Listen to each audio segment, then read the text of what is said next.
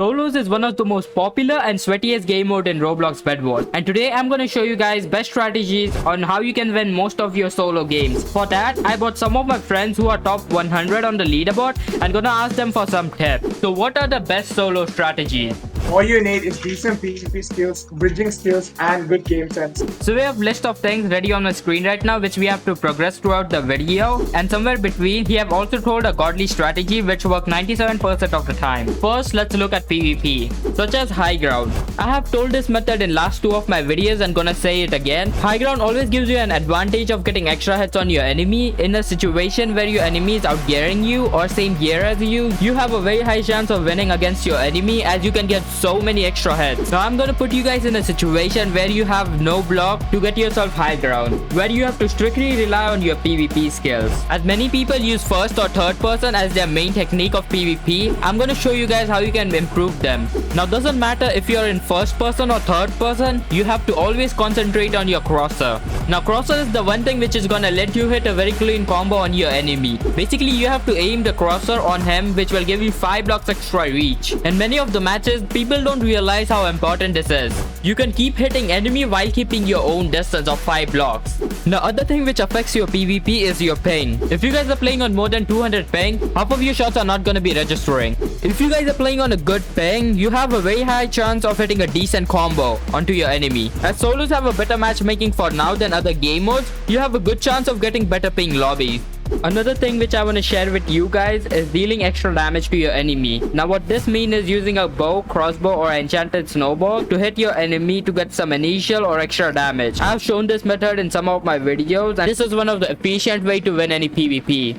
The next method which I'm often asked about on my channel is my bridging techniques. Now after you hop onto your solo game, you need to know whether you will need 8, 16 or 24 iron to rush your enemy. Now you can tell it by just looking at the map. If your enemy base is closer to you, make sure you save up for 16 iron and buy 32 wool blocks to bridge towards your enemy. But if it seems a little bit far away from your base, make sure you save up for 24 iron. Now this was some basic information on what your calculation should be, but I'm gonna show you guys some types of bridging. Now you guys are familiar with linear bridging and diagonal bridging, but I'm gonna show you guys how you can improve them. Now some people like to bridge in first person and other people like to bridge in third person, but it's fine. You just have to place your crosser correctly. Now if you're placing your crosser or cursor nearby your character, your bridging is gonna be very slow. Make sure you have your crosser placed slightly up, as it gives you extra reach while building. Same applies in third person. When you are bridging, make sure you always have cursor further away from your character, as this will give you extra reach and you will have less chance of falling in the void. One other thing which matters in your bridging is your CPS. Most of you guys know what CPS stands for. It's basically click per second, or how many times you click in 1 second. I mostly get 12 to 15 CPS when I butterfly click without double clicking, but if you're getting below 10, try to work on your bridging and try to bring your CPS above 10. As you are bridging, try to butterfly or jitter click, from which you can get more than 10 CPS very easily. One last thing which I want to teach you is bridging while you have been chased.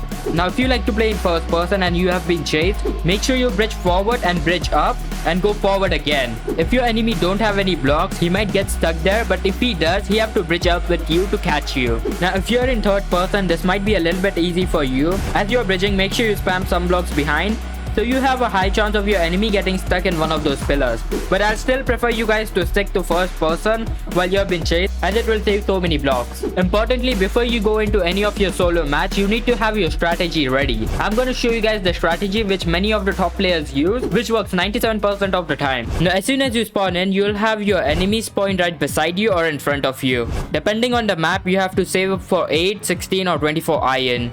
Now after you have enough blocks, make sure you rush your enemy and try to eliminate him from the game, so you can have 2 iron generators by yourself, and you can gear up with leather armor, stone sword and rush other enemies easily. After you are geared up and have enough blocks, make sure you rush the enemy who is right diagonal to your base and try to eliminate him and take him out of the game too. After you have eliminated your enemy, you will have 3 iron generators spawning iron by yourself, and you can gear up with iron armor and stone sword very easily. When you are geared enough to take yourself mid control, make sure you at least bring 8 to 12 emeralds from the middle, so you can buy yourself a diamond sword, some balloons, and some telepearls. You don't have to worry about your enemies being in mid, as you're gonna be outgearing every single one because you got iron armor at the beginning. When you're back to your base, make sure you buy armory and buy diamond sword. Now the reason why you need to buy diamond sword is to deal extra damage to your enemy, so you have a very high chance of winning every single PvP which you go against. And after you're done gearing up, you can rush other bases without even worrying about you losing, because you're gonna always win the PvP battle and you can take out their bed easily. Last but not least, you need to have a quick and versatile game sense. I'm on my brand new account using no kits and I have to win this game.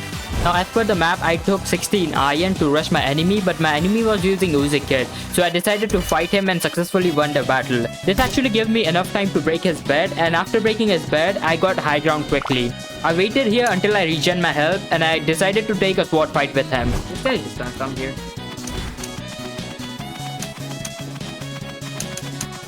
Still got comboed, dude, with that Uzi. Now as per the strategy, I decided to gear myself up with stone sword and leather armor and decided to rush the enemy who is diagonal to my base.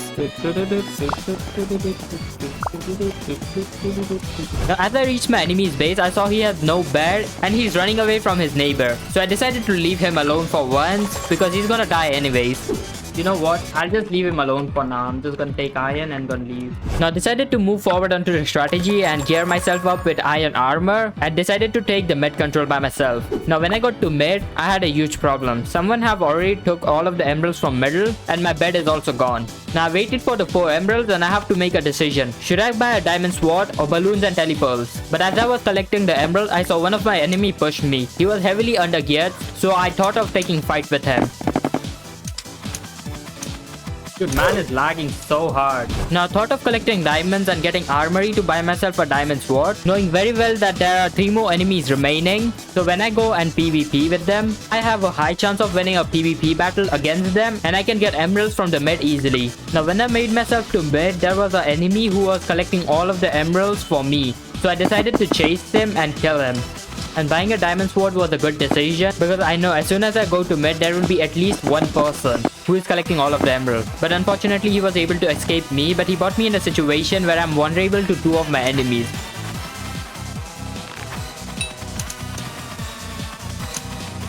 Why need to fight me? 2 down.